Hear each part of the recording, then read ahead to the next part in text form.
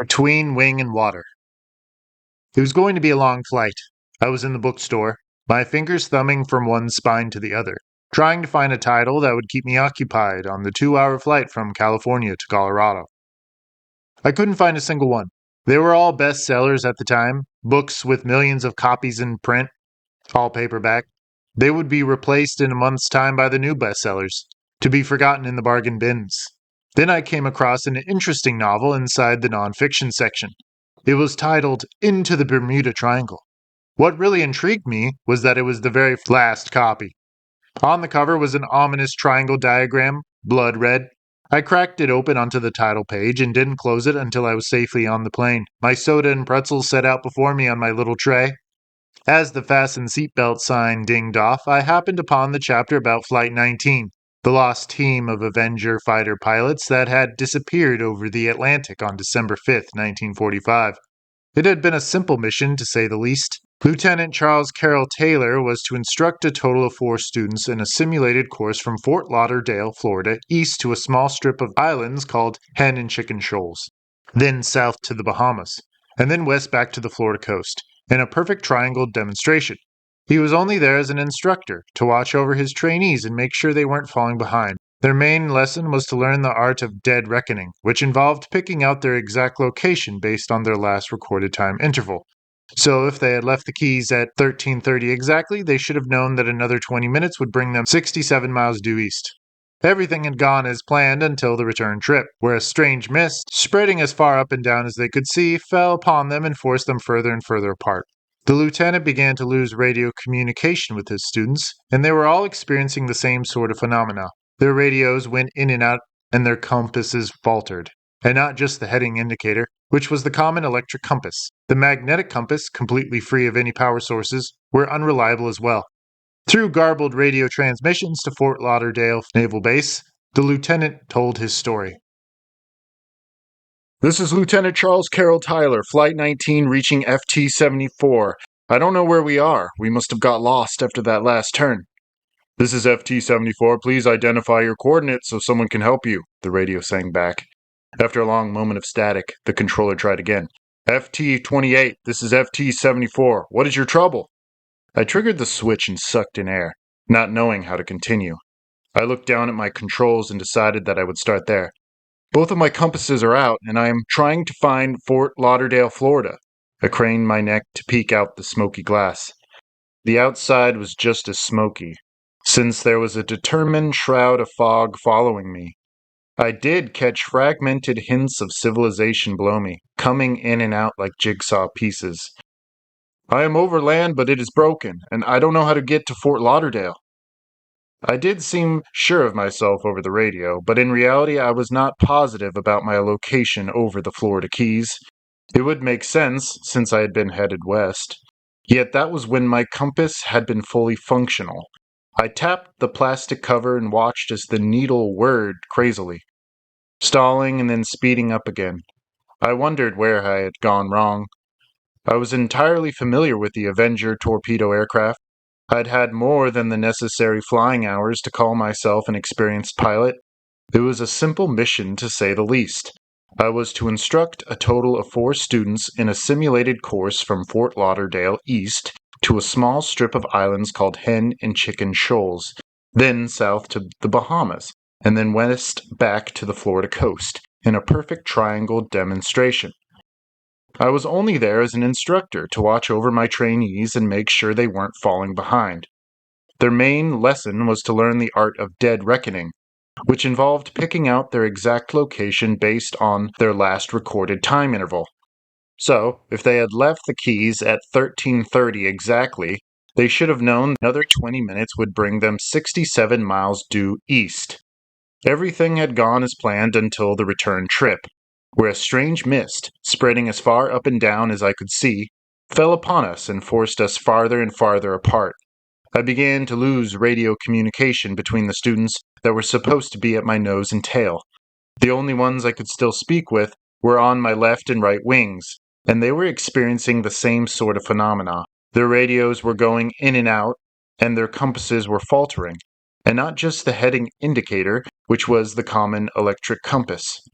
The magnetic compasses, completely free of any power sources, were unreliable as well. "Put the sun on your port wing and fly north up the coast," the radio explained. "Did you hear that? Ron? Carl? Anyone?" I was addressing my last string of trainees, hoping to God that I wasn't alone in this. "Roger, Lieutenant. The sun at port wing, and then north." That was Ron, on my left side. "Carl, do you copy?" Only dead air. I cursed under my breath and squirmed inside my seat. "Well, if anyone can hear me but cannot transmit back, find the sun and line it up with your left wing. Fly straight." The sun was just about the only certainty inside that silver sheen. I quickly made my maneuver and prayed that my students were all in concert alongside me. A few minutes later, rough turbulence rocked my plane and more of my instruments admitted to failure. My altimeter was next to go, which was there to show me my altitude above sea level. And then my airspeed indicator malfunctioned and presented me a nonsense code of zeros and ones. Now, no way of telling how fast I was flying through the air, which would be quite important in landing the plane. I tried my best to broadcast this information to the Fort Lauderdale Naval Base, but the responses kept coming back in unrecognizable jumbles. I looked back out and could see absolutely nothing to familiarize myself with. There was no land or sea. The world as I knew it was one complete whiteout. I tore my eyes off the page to peer out through the window. I could still see the desert unrolling beneath me like a wrinkled rug. I began to regret my decision of buying into the Bermuda Triangle. What had I been thinking? And why on earth was an airport bookstore selling books about airplane disappearances over the Atlantic Ocean? Was that some sort of sick joke? I began to feel completely helpless up there in that flying tin can. Never before had I felt so useless, as if I had absolutely no say whether I was safe or not, whether I was to live or die. I realized that a lot of trust went into every commercial flight. It was enough of a relief for everyone to nod hello to the pilot on the way in and look him up and down. As long as he had a smile and a clean suit, it was likely that he would be a fine pilot. But I knew that so many things could go wrong, and I could do nothing. At least inside a car, I could have total control, and I'd be able to decide when it was right to brake and get out. I knew that I could trust my own judgment. But could I trust this pilot, even after all his experience? Lieutenant Charles Carroll Taylor had been experienced as well. The book had said it best. He'd had more than enough flight hours to carry his team safely through the exercise, so what had gone wrong? Inside that plane, thousands of miles up in the air, all I could do was hold on. I decided that reading was a lot better for me than staring out the window, so I went back to my book. I could still see the sun's pinpoint of light behind my left wing, and I checked my watch. We should have been at the coast by now. And 17 minutes had passed since my last radio transmission with my pupil. Then Ron's voice came through, clear and precise. "Damn it, if we could just fly west, we could get home. Head west, for God's sakes." "Negative. I am heading this show. Do not redirect west. We are under strict instruction from the base." "The base? Have you? From the... recently? They're not listening." "You're not listening, FT-32. Be anything. Don't you see this isn't..." "Repeat that, FT-32. Ron, do you copy?" And that was the last I ever heard from him. Close to 1730, rain speckled my windshield, and off-coast winds sent my wings off balance.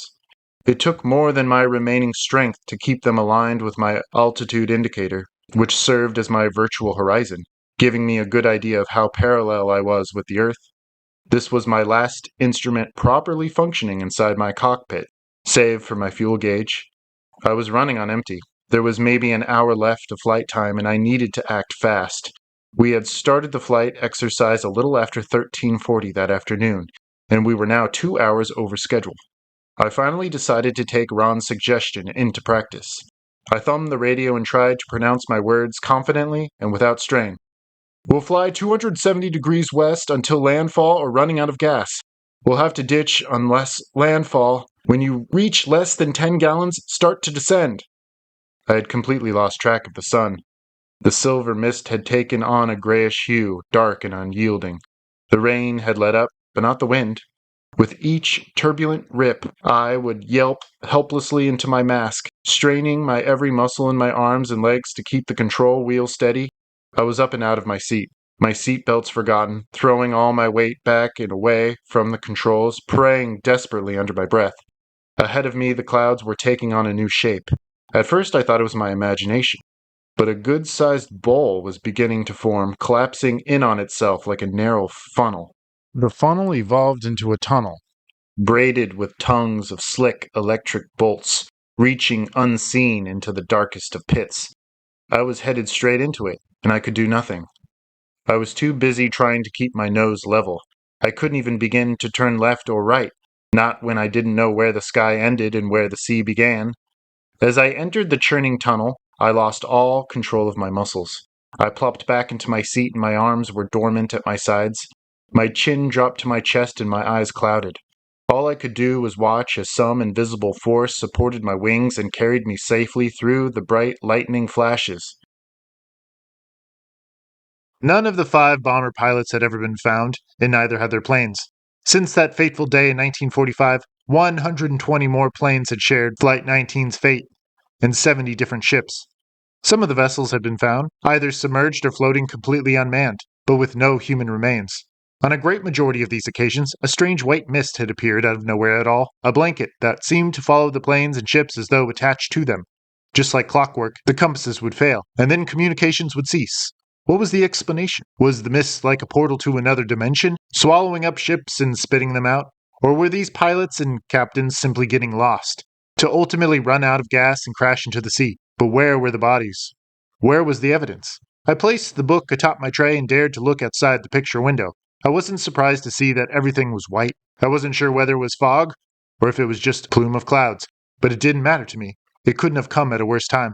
I buckled my seatbelt and dug my fingers into the armrests. The plane rocked slightly and I felt the floor tremble under my feet.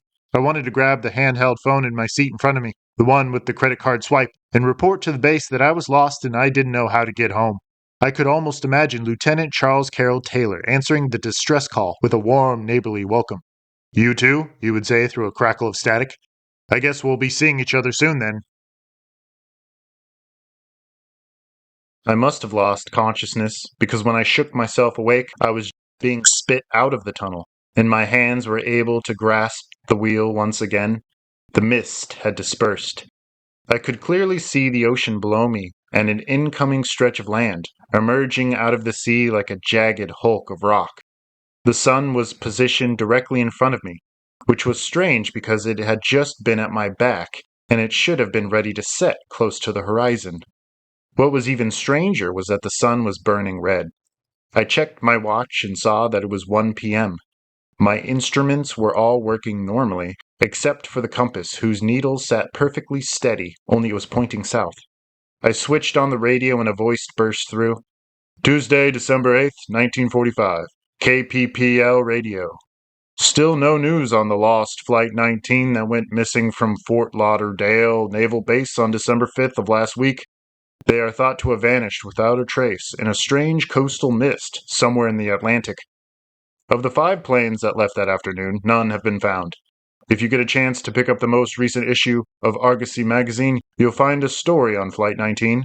The title of the article is The Bermuda Triangle, the Devil's Gateway, and I'm sure it'll bring a chill down your spine."